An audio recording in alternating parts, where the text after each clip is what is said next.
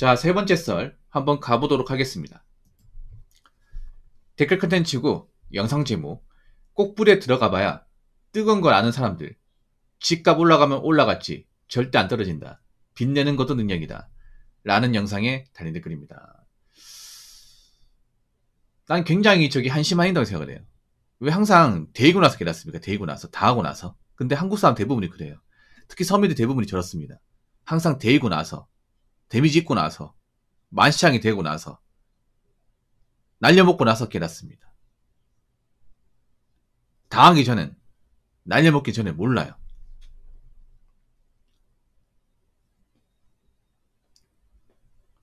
저는 여러분들한테 이것저것 알려드리고 이렇게 어드바이스 하잖아요. 그 왜 하냐면 최대한 당하지 않고 이제 알으라고. 네. 괜히 겪어서 피해 있지 말고 예방하자는 차원에서 얘기하는 건데, 근데 한국 사람들 보면 이게 고집병인 것 같아요. 내가 봤을 때는 예방을 못하는 것 같아요.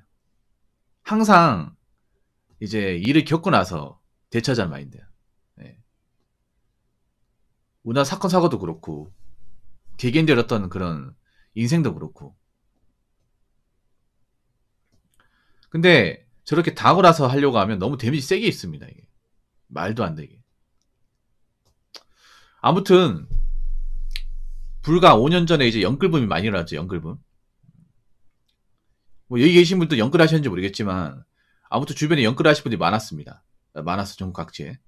왜냐하면 그때는 부동산 불패 신화 있었죠. 참 말도 안 들리지. 불패가 어딨어, 여러분. 응? 근데 5년 전까지만 해도 그런 부동산 불패 신화가 있었습니다. 그런 대도 않는 논리가 통했어. 통했다는 것도 웃기죠, 여러분. 그 말을 또 고지고대로 또 믿는 사람도 있었어요. 한심하게. 많았죠, 여러분. 여기 있는 사람도 분명히 있었을 거야. 그래가지고 어떤 논리였어? 부동산 불패 신화 논리가. 사면 무조건 오른다. 아파트든 건물이든 상가든 사면 무조건 오른다. 지금 비싸도 지금 사는 게 이득이다. 지금 사는 게 가장 싼 거다. 나중에 가면 더 올라가기 때문에 살 수가 없다. 그래서 최대한 빚을 내고 사야 된다. 무리하게 빚을 상관없다. 어차피 나중에 더 비싸게 팔면 그만이다. 이런 논리 아시죠, 여러분? 지금 생각하면 정말 말도 안 되는 논리죠. 말도 안 되는 논리. 근데 사람들 그걸 왜 다 믿었지? 왜 다 믿었을까? 그리고 막 신도시에 열광하고, 신도시 아파트, 신도시 상가 열광했잖아요. 그러다 보니까 대도 안 하게 대출 많이 받았잖아. 지금 생각하면 굉장히 좀 무모한 행동 중에 하나인데, 그때는 사람들이 다 하다 보니까 이게 정답인 줄 알았잖아요. 근데 저는 하나 말씀드릴까요? 한국의 정치 역사를 보면 항상 사람들이 뭔가 이유 없이 따르는 것들은 결과가 안 좋았습니다. 한 번도 좋았던 게 없어요, 여러분. 한국 사회 중에. 근데 한국 사람들은 매번 당해요. 매번 그런 식으로 당해. 쉽게 말해 학습 효과가 없는 거죠.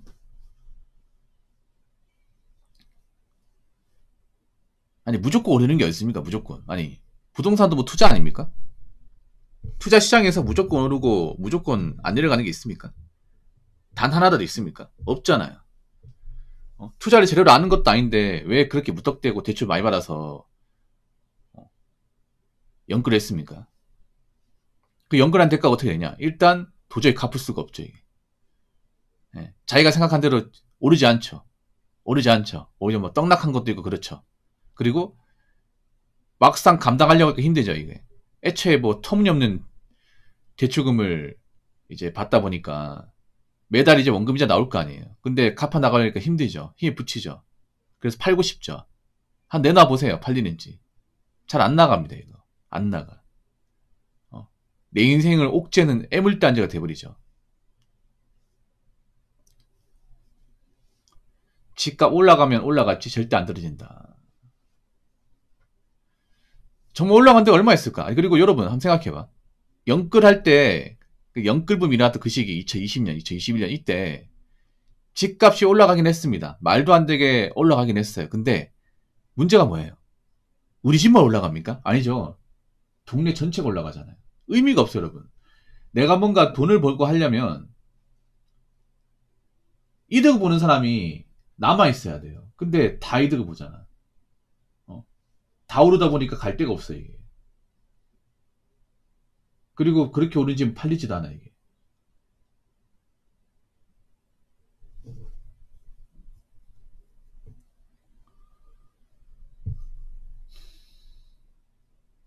지금 그래 떨어졌잖아요. 더 떨어져야 돼. 지금도 비싸니까. 그래 지금은 사람들이 어떤 마인드냐면 지금 저렇게 이제 무리해서 아파트 사면 이제 골로 가니까 안 사는 분위기야 이게.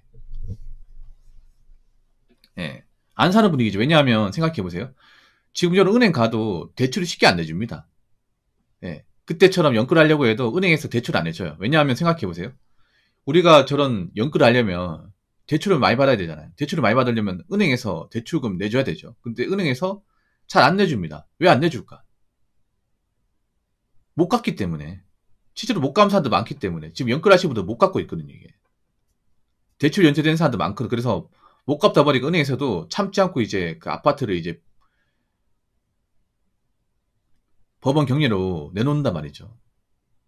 못 갚으니까 그런 거잖아요. 은행도 대출 해줬으면 받아야 될 거 아닙니까? 그 자산 사업하는 거 아니지 않습니까? 근데 대출해줬더니 담보가치 떨어지고 매달 원금이자 제때 못 갚네. 한 달 다 계속 밀리네. 우리가 이걸 왜 봐줘야 돼? 우리 돈 받아야 되지. 자기 돈 받아내려고 이제 경매에 붙이는 거죠. 은행에서 아는 거예요. 일반 사람들한테 대출을 저렇게 많이 해주면 못 갚는다는 거. 은행 다 수입하고 된 거예요. 솔직히 말해서 지금 집을 뭐 아파트를 뭐 들어가려고 하는 사람들 대출 받아야 되는데 그 연끌할 때만큼 안 나와요. 대출 못 받으면 못 따르는 거죠. 이게. 뭐 들어갈 생각도 없어 사실. 뭐하러 들어가 거기를. 아직도 거품이 남아있는데. 나도 거기 대출 받아 들어가면 빚 갚는 고생해야 되는데. 거기다 문제는 뭐냐 하면 지금 그 연끌하신 분들도 월급쟁이에요, 월급쟁이. 근데 요즘 월급쟁이 상황이 안 좋잖아요, 여러분. 뭐 희망퇴직도 많이 하고 있고 사업부도 없어지고 있고. 아무리 대기업 다닌다 하더라도 나가면 그냥 동네 아저씨 아닙니까? 다니니까 겨우겨우 꾸역꾸역 어떻게 갚아 나가는데 직장 나와버리면 그 정도 돈 벌 수 있냐고요. 못 벌지 않습니까? 빚 내는 것도 능력이다. 빚 내는 것만 능력이 아니라 빚 내고 나서 끝까지 갚아서 책임져야 능력이죠. 예. 빚만 낼 줄 알고 못 갚으면 능력이 아니죠. 그냥 객기죠, 객기. 자, 댓글 한번 읽어보도록 하겠습니다. 요즘 같은 세상 1억 모으는 거 힘든데 1억 빚 내는 거 쉽지. 하지만 1억 갚으려면 1억 모으는 것보다 몇 배는 힘들지. 여러분 돈 모으는 것보다 훨씬 더 힘든 게 빚 갚는 거예요. 왜냐하면 일단 대출금리가 예금금리보다 월등하게 높습니다. 월등하게 높아요. 예.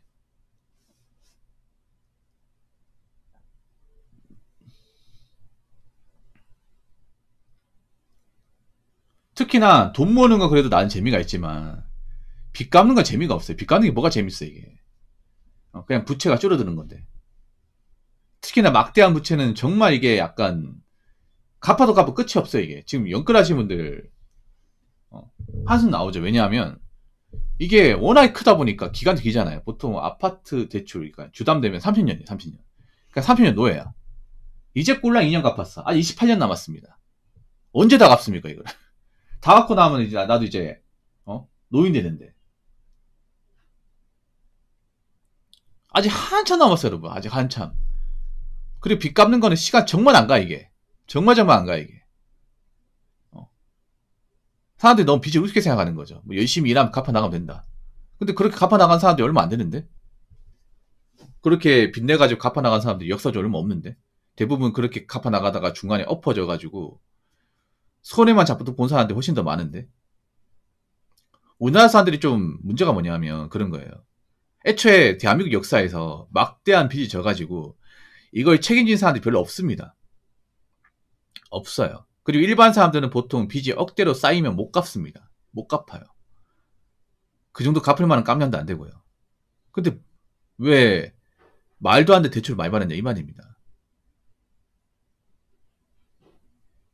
우리가 직장생활 평생 할 수 있는 것도 아니고.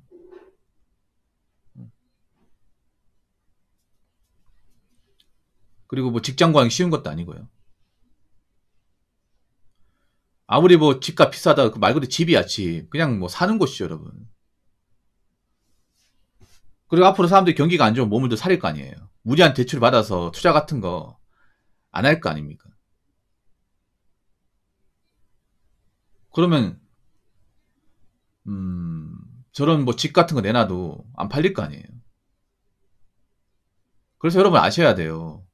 사람들이 무조건 잘 되는 것만 생각하는데 안 될 때 생각해요. 안 될 때. 뜻대로 안 될 때. 손해 많이 볼 때 생각해야 됩니다. 근데 한국 사람들 뭔가 꽂히면요.